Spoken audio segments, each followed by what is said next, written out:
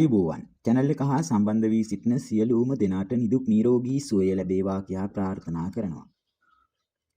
ඉතින් අපි අද කතා කිරීමට සූදානම් වෙන්නේ මේ නැකත් සෑදීම පිළිබඳව. නැකතක් කියලා කියන්නේ හොඳ යහපත් කටයුත්තක් ආරම්භ කිරීමට යොදා ගන්නා සුබ වේලාවක්. එසේත් නැත්නම් නැකත් වේලාවක් නැකතක් කියනවට වඩා මෙයට සුබ මුහුර්තයක් කියා කීම තමයි වඩාත්ම සුදුසු වන්නේ. තව දෙයක් මේ නැකතක් සුබ කටයුතු වලට වගේම අසුබ ක්‍රියාවන් සඳහාද නරක ක්‍රියාවන් සඳහාද යොදා ගැනීමක් සිදු කරනවා. නරක ක්‍රියා ගැන නෙමෙයි අද අපි කතා කරන්නේ යහපත් කටයුතු සඳහා යොදා ගන්නා සුබ වේලාවන්.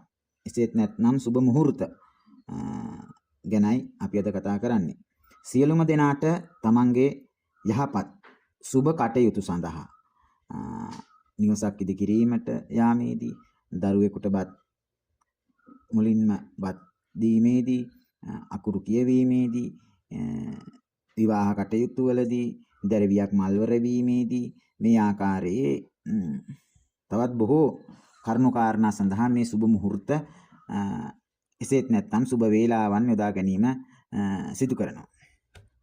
මේ සුබ වේලාව සාදා ගැනීම සඳහා ටිකක් වෙහෙසක් දැරීමට සිදු වෙනවා. ඒ නිසා අපි කොටස් වශයෙන් පියවරෙන් පියවර බලමු සුබ මුහුර්තයක් සාදා ගන්නා ආකාරය පිළිබඳව. ප්‍රධාන වශයෙන් මේ නැකත් සෑදීමේ ක්‍රම දෙකක් භාවිතයට ගැනීම සිදු කරනවා. චූල නක්ෂත්‍රය හා මහා නක්ෂත්‍රය වශයෙන් කොටස් දෙකකට මෙම නැකත් සෑදීම සිදු කරනවා. මහා නක්ෂත්‍රය ලෙස හඳුන්වන්නේ ජන්මියා උපන් නැකතට සීහෙන නැකතක් සහ පංචාංග සිද්ධියත් සුබ හෝරාවත් වැනි කරුණු අනුව නැකතක් සුද්ධ කර ගැනීම. චූල නක්ෂත්‍රයේදී උපන් නැකතට පංචාංග සුද්ධිය සුබ දිනය සුබ හෝරාව වැනි කරුණු නොසලකා හැර පංචපක්ෂී ක්‍රම වැනි ක්‍රමවේද අනුව නැකත් සකසා ගැනීමක් සිදු කරනවා. මෙහිදී ඉන්ද්‍රගුරුළු ශාස්ත්‍රය පංචපක්ෂී ශාස්ත්‍රය වැනි ශාස්ත්‍ර ක්‍රම අනුව මෙම චූල නැකත් සෑදීමේ ක්‍රමවේද සිදු කරනවා. මහා නක්ෂත්‍රයේදී මුහුර්ත චින්තාමණිය හෝරාසාරය පලදාවලිය වැනි මූලාශ්‍ර ග්‍රන්ථවල සඳහන් වන පරිදි මෙම නැකත් සුද්ධ කිරීම සිදු කිරීමට සිද්ධ වෙනවා. අපි බලමු මේ මහා නක්ෂත්‍රයට අනුව නැකතක් සුද්ධ කිරීම සිදු කරන්නේ කෙසේදයි කියා. මහා නක්ෂත්‍රයේදී මේ සුබ මුහුර්ත සෑදීමේදී ඊටාම වැදගත් වන කරුණු පවතිනවා. ඒවා මේ ආකාරයට අපි බලමු. පළමුවෙන්ම උපන් නැකතට සීහෙන නැකතක් තෝරාගත යුතු වෙනවා. උදාහරණයක් වශයෙන් සම්පත්, ෂේම, සාධක, මෛත්‍රී, පරම මෛත්‍රී ආදී සුබ නැකත් යොදාගත යුතු වෙනවා. දෙවනුව පංචාංග සුද්ධිය තිබිය යුතු වෙනවා. තුන්වෙනුව සුබ හෝරාවක් යොදාගත යුතු වෙනවා. සුබ පංචම හෝරාව සහ සුබ දිශාවක් යොදාගත යුතු වෙනවා. සුබ දිශාව ගැනීමේදී සඳු ග්‍රහය එහෙමත් නැත්නම් චන්ද්‍රයා සිටින දිශාව යොදාගත යුතු වෙනවා. තක්කාල ග්‍රහ බලය බලවත්වය තිබිය යුතු වෙනවා. ඒ වගේම පක්ෂීන් බලවත් විය යුතු වෙනවා. මෙවැනි කරුණු කාරණා බැලිය යුතු වෙනවා.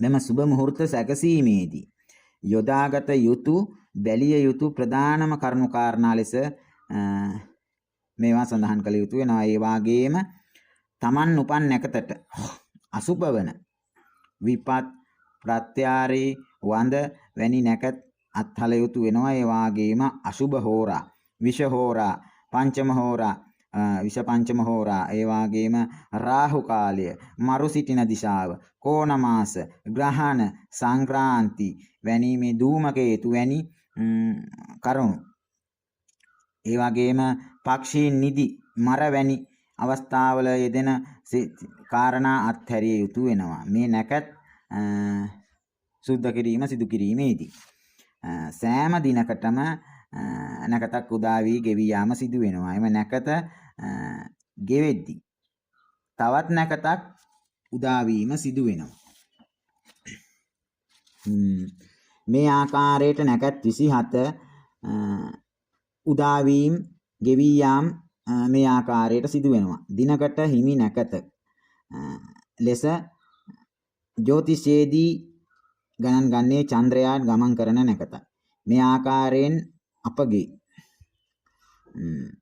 සුබ කටයුතු සඳහා සුබ වේලාවන් සකස් කර සුබ මුහූර්ත සාදා ගැනීම සිදු කරනවා.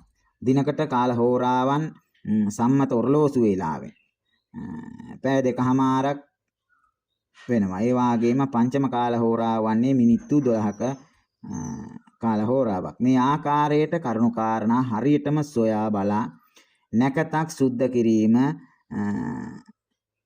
සිදු කරගත යුතු වෙනවා. ඉතින් ඉදිරියට පියවරෙන් පියවර නැකතක් ඔබටම තනිවම සාදා ගැනීමට හැකිවන පරිදි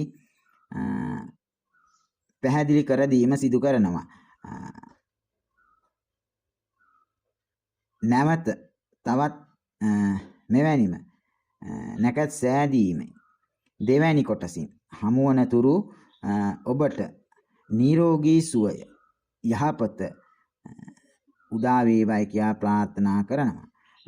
ප්‍රාර්ථනා කරන ගමන්ම මතක් කිරීමක් කරන්නම්. තවම channel එක subscribe කරලා නැත්නම් channel එක subscribe කරලා තියාගන්න කියන මතක් කිරීමත් කරනවා. මොකද මේ වගේ වැඩසටහන් ඉදිරියටත් ලබා ගැනීමට ඔබට එවිට පුළුවන්කමක් ලැබෙනවා. ඉතින් එහෙනම් සියලු දෙනාට ආයුබෝ වේවා.